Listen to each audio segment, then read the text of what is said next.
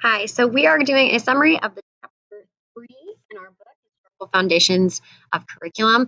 And we're going to start off by looking at the colonial period, 1642 through 1776, and then moving to that 19th century. So at the beginning here, we mostly had Puritans with the education, very focused on reading. So taking the material that they already have, just being able to read it and understand it. Also, the writing and arithmetic in there as well. At this time, education was kind of left up to the families. Everybody had to participate, and it was kind of the top of the top that got this option to participate in education. Teachers were strict. You can kind of think of that one room schoolhouse where children were meant to obey and not speak out of turn.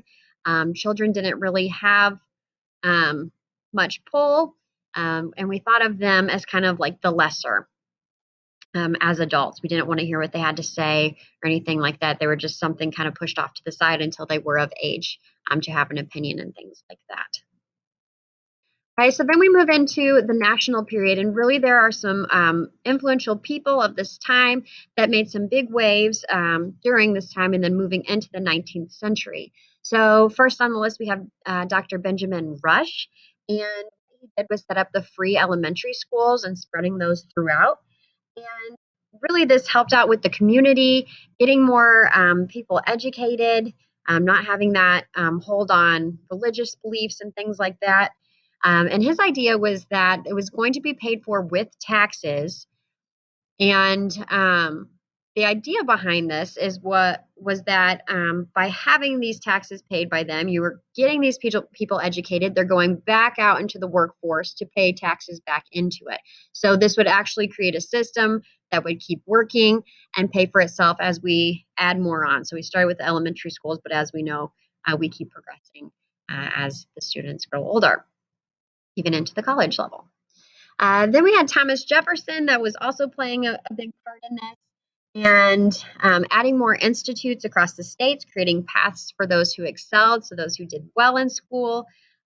Say as the teenage years, we created those college level placements for them where they could then start thinking a little bit differently and growing past those reading the books and things like that. Noah Webster on our list here, who urged parents. I really like how he said this in the book, was basically like, do what you need to do, parents. Get your children educated. Like, that's the smart thing for you to do. It is like your duty as a parent. So I kind of held on to that little like statement that he made in there um, about making sure that children or that parents know that this is the right path for their student, is to get them educated, get them in the system, and that the children really do have a voice and opinions, and we need to help them nourish those early on. So he did that, and then the 19th century brought more change, and like I said, with the college level, with government influence. So traditional curriculum was being replaced by new pedagogical practices.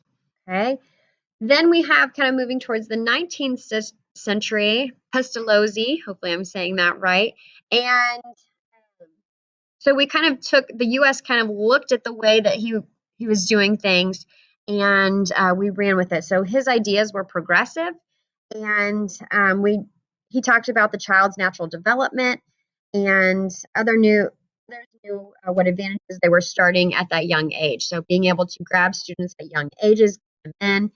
Kindergarten was added. Subjects were starting to align. Curriculum development was happening in the schools moving into the 19th century. So we can see that it's come really a long way from having very few put into these schools, and then we see that it's just growing and growing. And from my readings, it's kind of we're still doing that today. We're opening our net bigger and bigger, making sure we're catching more and more children.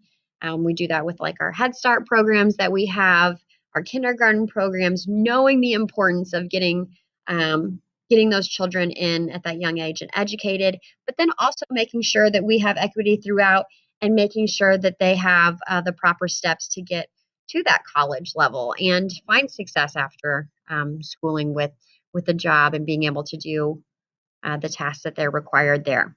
So this chapter kind of just summed it up, just told you about the history, where we started from, where we are now, and then all these influential people who have brought us there.